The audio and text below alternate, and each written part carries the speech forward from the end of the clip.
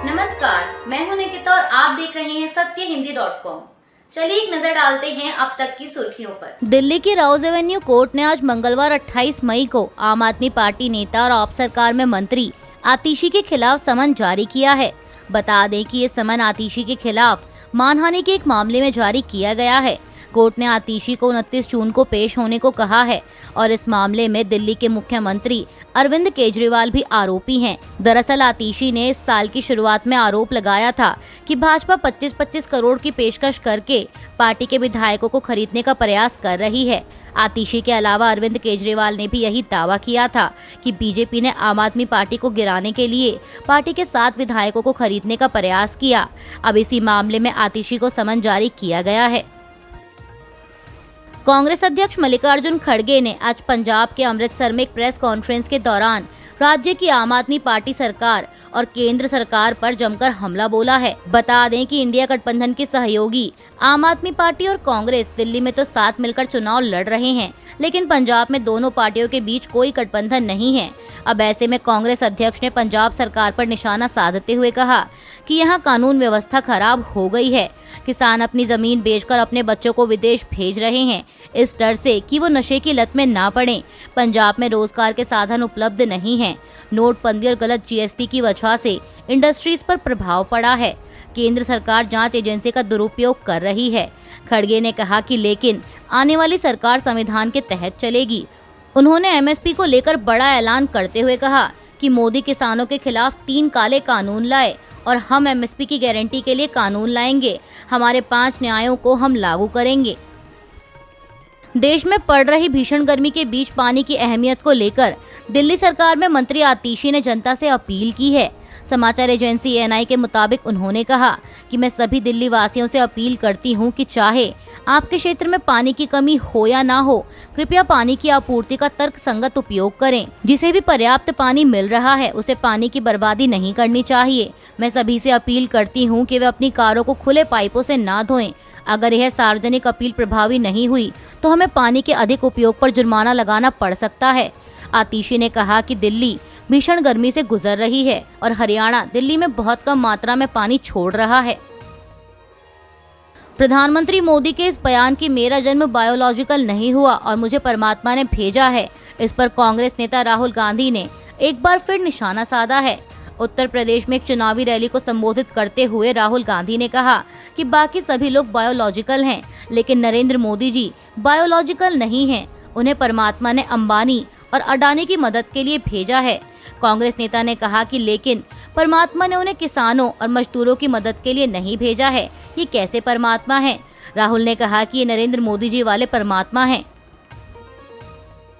प्रधानमंत्री मोदी के भाजपा और एनडीए को लेकर दिए गए नारे कि अब की बार 400 पार पर पलटवार करते हुए कांग्रेस महासचिव प्रियंका गांधी ने कहा कि उन्होंने 400 पार कहना शुरू किया, फिर कहना बंद हो गया, अब फिर से बोल रहे हैं।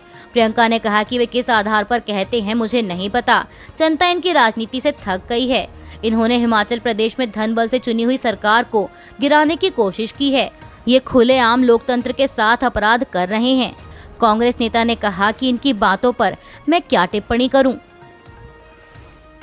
डेरा सच्चा सौदा प्रमुख गुरमीत सिंह राम रहीम को हत्या के एक मामले में पंजाब और हरियाणा की हाईकोर्ट ने बरी कर दिया है। हाईकोर्ट ने इस हत्या के मामले में राम रहीम सहित 4 अन्य अभियुक्तों को भी बरी कर दिया है। बता दें कि राम रहीम फिलहाल अपनी 2 शिष्याओं के साथ बलात्कार से जुड़े मामले में 20 साल की जेल की सजा काट रहे हैं। इसके अलावा राम रहीम को एक पत्रकार रामचंद्र छत्रपति की हत्या के मामले में भी सजा मिली है। फिलहाल मीडिया रिपोर्ट्स के मुताबिक राम रहीम को जिस मामले में बरी किया गया है वो रंजीत सिंह डेरा के पूर्व मैनेजर की साल 2002 में की गई हत्या का मामला है। हरियाणा के पंचकुला में सीबीआई की एक अदालत ने इस मामले में साल 2021 में राम रहीम और 4 अन्य को उम्र कैद की सजा सुनाई थी। आज मंगलवार को ओडिशा दौरे पर पहुंचे केंद्रीय गृह मंत्री अमित शाह ने राज्य की नवीन पटनायक सरकार पर जमकर निशाना साधा। उन्होंने कहा कि मैं आज ओडिशा की जनता से वादा कर रहा हूं कि 18 महीने में बीजेपी आपके चिट फंड की पाई वापस कराएगी। ये मोदी की गारंटी है। जनसभा को संबोधित करते हुए केंद्रीय मंत्री ने आगे भाजपा के वादे गिनाते हुए कहा कि सभी किसानों का धान 3,100 रुपए प्रति क्विंटल खरीदा जाएगा। माताओं बहनों को सुभद्रा योजना के तहत 2 साल में 50,000 रुपए का वाउचर दिया जाएगा। हर मछुआरे को 10,000 रुपए का वार्षिक भत्ता, 3,000 रुपया बुनकर सम्मान निधि और 1 साल में 1.5 लाख युवाओं को सरकारी नौकरी दी जाएगी। साथ ही बीजेपी ओडिशा में युवाओं को रोजगार देगी, बुनियादी ढांचे का विकास करेगी और IT पार्क बनाएगी।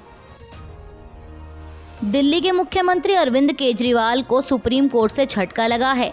दरअसल उन्होंने अपनी अंतरिम जमानत को 7 दिन और बढ़ाने के लिए अदालत में याचिका दाखिल की थी, जिस पर अदालत ने तुरंत सुनवाई करने से इनकार कर दिया। इतना ही नहीं, बेंच ने देर से आवेदन दाखिल करने पर भी सवाल उठाए। दरअसल आपको बता दें कि शराब घोटाला मामले में जेल में बंद मुख्यमंत्री अरविंद केजरीवाल को सुप्रीम कोर्ट ने लोकसभा चुनाव में प्रचार करने के लिए 10 मई से 1 जून तक अंतरिम जमानत दी है और उन्हें 2 जून को वापस सरेंडर करना है। प्रधानमंत्री नरेंद्र मोदी का कहना है कि वे अपने पिछले 24 साल के राजनीतिक करियर में गाली प्रूफ हो चुके हैं। दरअसल समाचार एजेंसी ANI को दिए एक इंटरव्यू के दौरान जब उनसे पूछा गया कि इस चुनाव में नेताओं की ओर से निजी हमले बहुत किए जा रहे हैं, कुछ बातें प्रधानमंत्री को कही गईं तो कुछ बातें प्रधानमंत्री की ओर से कही गईं। इसका जवाब देते हुए PM मोदी ने कहा कि मैं तो पिछले 24 साल से गालियां खा खाकर गाली प्रूफ हो गया हूं। मौत का सौदागर किसने कहा था? एक दिन मेरे एक साथी ने संसद में हिसाब लगाया था, 101 गालियां गिनाई थी। चुनाव हो या चुनाव ना हो, ये लोग मानते हैं कि गालियां देने का हक उनका ही है। वे इतने निराश और हताश हो चुके हैं कि गालियां देना उनके जहन में है। शायद ये उनका स्वभाव हो गया है। प्रधानमंत्री मोदी से इंटरव्यू के दौरान केंद्रीय जांच एजेंसियों के दुरुपयोग को लेकर लग रहे आरोपों पर भी सवाल किया गया, तो इस पर जवाब देते हुए PM मोदी ने कहा कि मोदी सरकार का मैंडेट क्या है। मोदी सरकार ने अपने अफसरों को कहा है कि मेरी सरकार में भ्रष्टाचार के मामले में 0 टॉलरेंस रहेगा। अब दफ्तर में बैठे लोगों को इसे लागू करना है। PM मोदी ने कहा कि मनमोहन सिंह की सरकार थी और तब 34 लाख रुपए पकड़े गए थे, लेकिन वर्तमान में ED ने 2200 करोड़ रुपए पकड़े हैं। अब जो पैसा वापस लाया है उसका सम्मान होना चाहिए या उसके साथ गाली गलौज होनी चाहिए। विपक्ष को घेरते हुए उन्होंने आगे कहा कि गाली गलौज कौन करता है? जिसका पैसा गया है ऐसा वही करता है। इसका मतलब जो चोर पकड़े जा रहे हैं, इसमें जिनकी भागीदारी है वो चिल्ला रहे हैं।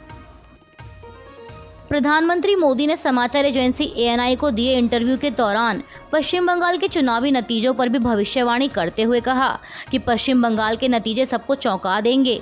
उन्होंने कहा कि लोकसभा चुनाव 2024 में बेस्ट परफॉर्मिंग स्टेट कोई होगा तो पश्चिम बंगाल होने वाला है। भाजपा को सर्वाधिक सफलता पश्चिम बंगाल में मिल रही है, वहाँ एक तरफा चुनाव है। प्रधानमंत्री ने कहा कि TMC के लोग बौखलाए हुए हैं, लगातार हत्याएं हो रही हैं। भाजपा कार्यकर्ताओं को चुनाव के पहले जेलों में बंद किया जा रहा है। अगले महीने 4 जून को आने वाले लोकसभा चुनाव के नतीजों से पहले सी वोटर के फाउंडर यशवंत देशमुख ने उत्तर प्रदेश में भाजपा की स्थिति को लेकर बड़ा दावा किया है। देश के सबसे बड़े राज्य UP को लेकर जब यशवंत देशमुख से सवाल किया गया तो इस पर उन्होंने कहा कि BSP कितना भी गिर जाए, कांग्रेस से उसका वोट शेयर ज़्यादा रहेगा। वहीं दूसरी चीज़, BJP के लिए सबसे बड़ी दिक्कत ये है कि UP एकमात्र ऐसा राज्य है जहाँ BJP ने टिकट नहीं काटे। इसी वजह से BJP का खेल बिगड़ता नजर आ रहा है। एक इंटरव्यू के दौरान देशमुख ने कहा कि UP में BJP ने पुराने लोगों को टिकट दिया है और इनमें से बहुत से अलोकप्रिय सांसद थे जिन्हें टिकट दे दिया गया। टिकट चयन में जो गलतियां हुई उससे BJP को UP से जैसी जीत की उम्मीद थी वो मिलती नहीं दिख रही, ऐसा लोग बता रहे हैं।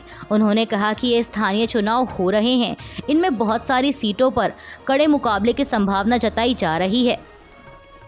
केंद्रीय गृह मंत्री अमित शाह के पंजाब सरकार गिराने वाले बयान पर अरविंद केजरीवाल ने एक बार फिर निशाना साधा है। दिल्ली CM केजरीवाल ने कहा कि 2 दिन पहले लुधियाना में अमित शाह आए थे। वे धमकी देकर गए हैं कि 4 जून के बाद पंजाब की सरकार खत्म कर दी जाएगी और भगवंत मान को मुख्यमंत्री के पद से हटा दिया जाएगा। अरविंद केजरीवाल ने कहा कि मुझे याद नहीं आता कि आज़ादी के बाद पिछले 75 साल में किसी गृह मंत्री ने इस तरह का गुंडागर्दी वाला संदेश दिया हो। वे ऐसा कैसे कर सकते हैं? इनके हौसले इतने हैं कि जैसे हमने NCP शिवसेना को तोड़ दिया, ऐसे ही पंजाबियों को भी तोड़ देंगे। केजरीवाल ने कहा कि अगर प्यार से मांगते तो एक आधी सीटें दे भी देते, लेकिन धमकी दोगे तो अमित शाह आपको मुश्किल हो जाएगी। प्रधानमंत्री मोदी ने झारखंड के दुमका में एक चुनावी रैली को संबोधित करते हुए इंडिया अलायंस पर जमकर निशाना साधा। उन्होंने कहा कि इंडी गठबंधन के लिए सिर्फ अपना वोट बैंक जरूरी है, उसे आदिवासी समाज के हितों से कोई लेना देना नहीं है। जहां जहां ये लोग सत्ता में आए, आदिवासी समाज और संस्कृति खतरे में पड़ गई। पीएम मोदी ने कहा कि आदिवासियों के खिलाफ इनके हथियार हैं, पहला नक्सलवाद, दूसरा घुसपैठ और तीसरा तुष्टीकरण।